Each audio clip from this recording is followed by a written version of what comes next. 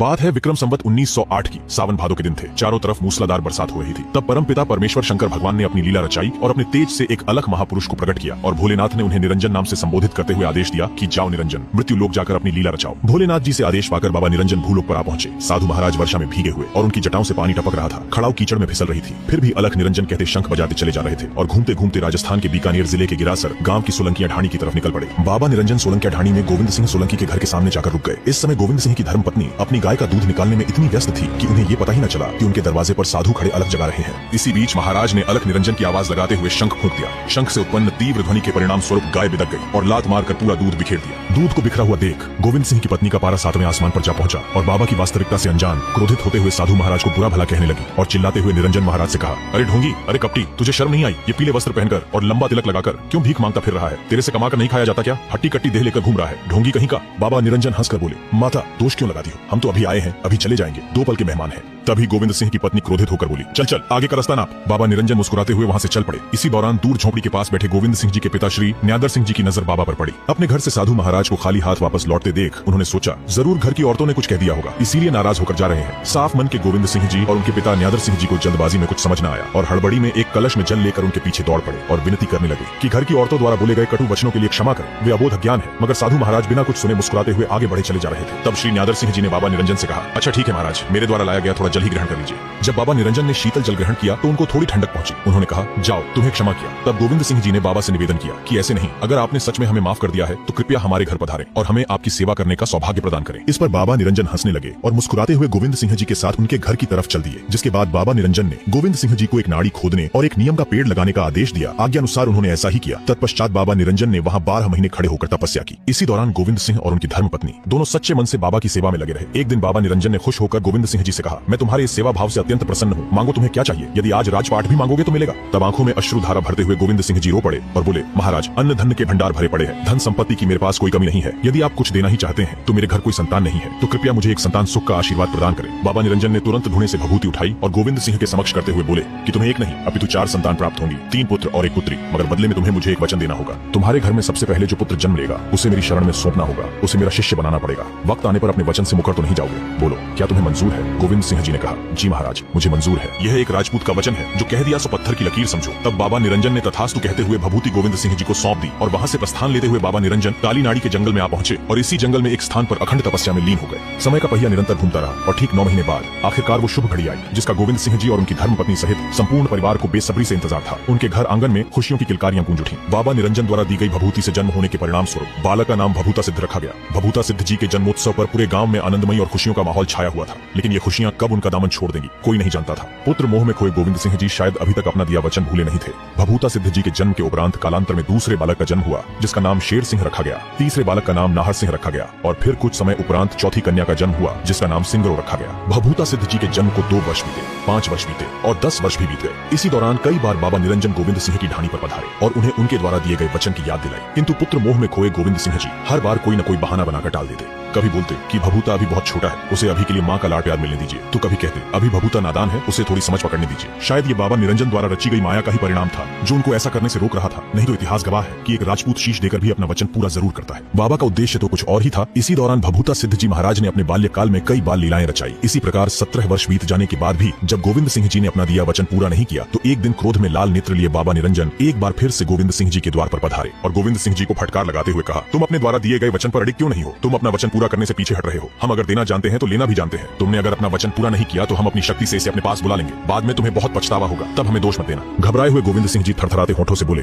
महाराज बस थोड़ा समय और दे दीजिए, मैं भभूता सिद्ध की शादी कर दूं, फिर आपकी अमानत आपको अवश्य ही सौंप दूंगा। बाबा निरंजन क्रोध में बोले, ठीक है, किंतु याद रहे इसके पश्चात मैं नहीं आऊंगा, तुम्हें खुद इसे मुझे सौंप कर जाना होगा। अगर तुम इस बार भी अपने वचन से मुकरे और भभूता को मेरे पास ना पहुंचाया तो बाद में बहुत पछताओगे। इतना कहकर बाबा निरंजन वहां से प्रस्थान कर गए और इसी प्रकार थोड़ा समय गुजर गया और गोविंद सिंह जी ने एक बार फिर बाबा द्वारा दी गई चेतावनी को अनसुना कर दिया और फिर एक दिन किसी आवश्यक कार्य से गोविंद सिंह जी को 3 दिनों के लिए घर से बाहर जाना पड़ा। उनके घर का रेवड़ अर्थात पशुधन घर के बाहर खड़ा भूख और प्यास के मारे आवाजें दे रहा था। तब भभूता सिद्ध जी की माताजी ने भभूता सिद्ध को बुलाकर कहा कि बेटा, तुम्हारे पिताजी 3 दिनों से घर के बाहर गए हुए हैं, पता नहीं कब लौट कर आएंगे। ये रेवड़ 3 दिनों से भूखा प्यासा खड़ा बिलख रहा है, बेटा जंगल जाके इनको घास चरा ला। किंतु एक बात का ध्यान रहे, कभी भूल कर भी काली नाड़ी के जंगल में मत जाना, क्योंकि जंगल में काली नाड़ी के समीप एक खोखा खेजड़ा है जिस पर एक पीवना सांप रहता है। नाड़ी एक स्थानीय भाषा का शब्द है जिसे किसी तालाब या तालाब नुमा जल स्रोत के लिए इस्तेमाल किया जाता है। लेकिन आखिर पीवना सांप होता क्या है? पीवना सांप एक रहस्यमयी और खतरनाक सर्प है जिसका पीवना सर्प इंसानों को काटने की बजाय नींद में सोए हुए इंसान की छाती पर बैठ अपना फन फैलाकर उसकी श्वास में अपनी श्वास मिलाकर जहर छोड़ देता है, जिसका असर सूर्य की रोशनी के साथ पड़ने लगता है और मुंह के अंदर तालू में एक छाला बन जाता है जो सूर्य की किरणों से अधिक फैलने लगता है और छाती में दर्द बढ़ने लग जाता है, जिसके परिणाम स्वरूप पीड़ित की मृत्यु हो जाती है। कुछ वैज्ञानिक इस सर्प का नाम कॉमन करैट बताते हैं, जो कि एक खतरनाक सांप है, तो वहीं कुछ विशेषज्ञों के अनुसार पीवने सर्प की लंबाई करीब 7 फीट तक होती है। यह सर्प राजस्थान के रेतीले स्थानों पर पाया जाता है। इसका रंग बालू रेत की तरह होने के कारण इसे आसानी से देख पाना मुश्किल है। हकीकत क्या है, इस बारे में कोई पुख्ता प्रमाण आज तक नहीं मिल पाया है। माता से आज्ञा पाकर भभूता सिद्ध जी अपने मित्रों संग अपना पशुधन लेकर जंगल की ओर निकल पड़े, लेकिन उन्होंने देखा जंगल में कहीं भी घास नजर नहीं आ रही थी। तभी वहां से गुजर रहे एक राहगीर ने बताया कि जंगल में काली नाड़ी के पास लंबी लंबी और घनी हरी घास है। काली नाड़ी का नाम सुनते ही भभूता सिद्ध जी को माता द्वारा दी गई चेतावनी याद आ गई, किंतु 3 दिनों से भूखे प्यासे रेवड़ को भी नजरअंदाज नहीं किया जा सकता था। और यही सब सोचकर भभूता सिद्ध जी जंगल में अपने पशुधन को हाँकते हुए काली नाड़ी की तरफ निकल पड़े। काली नाड़ी के पास पहुंचते ही भभूता सिद्ध जी ने देखा उस राहगीर द्वारा बोले गए वचन सत्य थे। वहां बेहद घनी और हरी घास थी। विधि के लिखे विधान और महादेव द्वारा रची गई लीला के परिणाम स्वरूप अपने मित्रों संग खेलते खेलते भभूता सिद्ध जी की नजर दूर उस प्राचीन खेजड़े के वृक्ष पर पड़ी और उनके मन में विचार उत्पन्न हुआ कि इस पीवने सर्प की वजह से यहाँ कोई नहीं आता, जबकि यहाँ पशुओं के पेट भरने के लिए पर्याप्त चारा मौजूद है। इसी विचार के परिणाम स्वरूप भभूता सिद्ध जी के मन में पीवने सर्प के प्रति क्रोध ने जन्म ले लिया और हाथ में लाठी लिए महाराज भभूता सिद्ध जी खोखे खेजड़े की ओर आगे बढ़ने लगे। उनके मित्रों ने उन्हें रोकने का अथाह प्रयास किया, किंतु विफल रहे। भभूता सिद्ध जी ने उनकी एक न सुनी और उस खेजड़े के समीप पहुंचकर पीवने सांप को बाहर आने के लिए ललकार लगाई। कुछ समय बाद खेजड़े से आवाज आई कि हे राहगीर, तुम जो कोई भी हो अपने रास्ते लौट जाओ। मैंने तुम्हारा क्या बिगाड़ा है जो तुम इस प्रकार मुझ पर क्रोधित होकर मुझे बाहर आने के लिए ललकार रहे हो? तभी भभूता सिद्ध जी ने कहा कि तुम्हारे डर से स्थानीय लोग इस स्थान पर आने से भयभीत होते हैं, अतः तुम्हें किसी भी कीमत पर यह स्थान छोड़कर जाना होगा।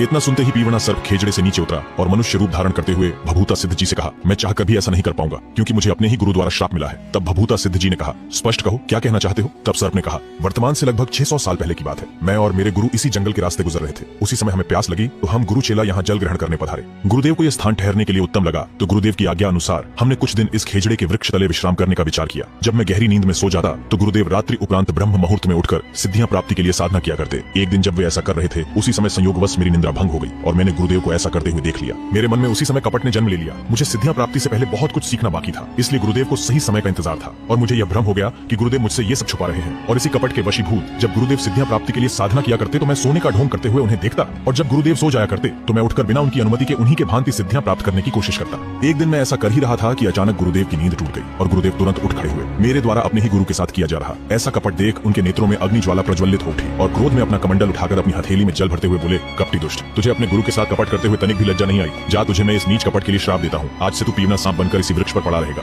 इतना कहते हुए गुरुदेव ने हथेली में भरे जल की मुझ पर फटकार लगाई और देखते ही देखते मैं एक सर्प में बदल गया। मुझे अपने किए पर बहुत पछतावा हुआ और मैं गुरुदेव के चरण कमलों में पड़कर गिड़गिड़ाते हुए दया की भीख मांगने लगा कि गुरुदेव रहम करे, मैं अनंत काल तक ऐसे ही भटकता रहूंगा, मेरी मुक्ति का कोई तो उपाय सुझाए। जब गुरुदेव का क्रोध थोड़ा शांत हुआ तब उन्होंने कहा, ठीक है, अगर कोई व्यक्ति स्वेच्छा से तुम्हें अपने प्राण हरने देगा तो तुम हमेशा हमेशा के लिए इस श्राप से मुक्त हो जाओगे। उसके बाद से आज तक यही मेरा निवास स्थान है, अतः लौट जाओ भभूता, तुम्हारी माता घर पर तुम्हारी राह देख रही है। इतना सुनते ही भभूता सिद्ध जी मुस्कुराने लगे और पीवने सर्प से कहा, शायद भगवान शंकर ने मेरी नियति में यही लिखा है। मेरा यहाँ आकर आपसे मिलना महज एक संयोग तो नहीं, मैं आपकी मुक्ति के लिए स्वेच्छा से अपने प्राण देने के लिए तैयार हूँ। तब पीवने सर्प ने कहा, तुम्हें मरने से भय नहीं लगता भभूता? घर पर तुम्हारी माता तुम्हारी राह देख रही है। तब भभूता सिद्ध जी मुस्कुराते हुए बोले कि नागराज, एक दिन तो वैसे भी सबको मरना ही है। अगर मैं आज मोक्ष को प्राप्त हो जाऊं और मेरी मोक्ष प्राप्ति से किसी का उद्धार भी हो सके तो भला इससे उत्तम और क्या होगा। तब पीवना सांप समझ गया कि ये कोई आम व्यक्ति नहीं अपितु संभवतः ही कोई दैवीय पुरुष है जो यहाँ उन्हें इस श्राप से मुक्ति दिलाने आया है। भभूता सिद्ध जी को हाथ जोड़कर उन्हें धन्यवाद देते हुए नागराज ने उनकी इच्छा से उनके प्राण हर लिए और श्राप मुक्त होते हुए नागराज ने उन्हें आशीर्वाद दिया, जो भी सच्चे मन से भभूता सिद्ध जी की भक्ति करेगा उसे किसी भी प्रकार के जहरीले जीव कभी क्षति नहीं पहुंचाएंगे। जब साथ में आए मित्रों ने पीवने सर्प को भभूता सिद्ध जी के प्राण हरते देखा तो रक्षा करने हेतु उनकी तरफ दौड़ पड़े, किंतु अब बहुत देर हो चुकी थी। अपनी आखिरी बची चंद सांसें गिनते हुए भभूता सिद्ध जी ने अपने एक मित्र से कहा कि जाओ और मेरी प्यारी माता को तुरंत इस बारे में सूचित करो कि मेरी नियति को यही मंजूर था।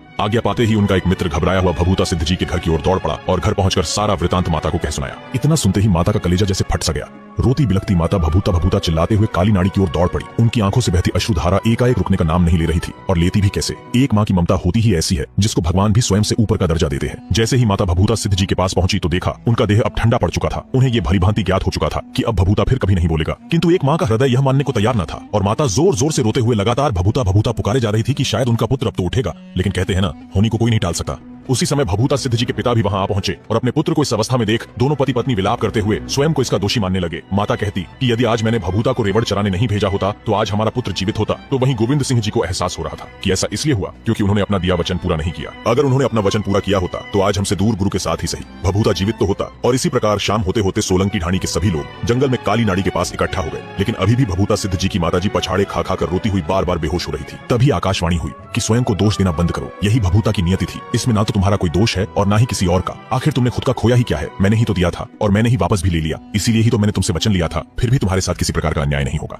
मैं तुम्हें वरदान देता हूँ कि तुम्हारे कुल में पीढ़ी दर पीढ़ी देवता जन्म लेंगे और भभूता सिद्ध का यही काली नाड़ी पर मंदिर बनवाओ और भादो सुदी छठ पर इसका मेला भरवाओ। ये परोपकारी पुरुष है। भभूता सिद्ध बढ़ते कलयुग के प्रभाव से ग्रसित दीन दुखियों के दुख दर्द दूर करेगा। और फिर आज्ञा अनुसार काली नाड़ी में भभूता सिद्ध जी का मंदिर निर्माण करवाया गया, जहाँ आज भी हर साल भादो सुदी छठ का मेला भरता है। भभूता सिद्ध जी के जितने भी भक्त हैं उनकी वहाँ पर फेरी लगती है और ऐसी मान्यता भी है कि जब तक कोई भक्त फेरी नहीं लगा देता तब तक उसकी भक्ति अधूरी रहती है। भभूता सिद्ध जी और ज्योतराम जी गोदारा से जुड़ी भी एक कथा प्रसिद्ध है और आस्था का केंद्र बनी हुई है। कालांतर में इसी स्थान पर भभूता सिद्ध जी महाराज सूक्ष्म शरीर धारण करके चंगोई के जंगल में गए, जहाँ उनकी मुलाकात पशु चराते हुए भनीण गांव के ज्योतराम जी गोदारा से हुई। ये कथा आप सभी को अलग से सुनाई जाएगी। आकाशवाणी द्वारा दिए गए वरदान के परिणाम स्वरूप कालांतर में गोविंद सिंह जी के ही कुल में एक और देवता प्रकट हुए, या फिर यूं कहूं कि महाराज भभूता सिद्ध जी का ही पुनर्जन्म हुआ, जो कि दीन दुखियों के दुख दर्द दूर कर रहे हैं, जिनके आशीर्वाद से सर्पदंश से पीड़ित व्यक्ति पूर्णतः स्वस्थ हो जाते हैं। सोलंकी की ढाणी में आज भी जिनका स्थान बना हुआ है वो थे श्री नख्त बन्ना जी महाराज। नख्त बन्ना महाराज की कथा जानेंगे अगले भाग में। हमारा उद्देश्य किसी की भावनाओं को ठेस पहुंचाना नहीं है। अगर वीडियो में भूलवश किसी प्रकार की त्रुटि हुई है तो कृपया क्षमा करें।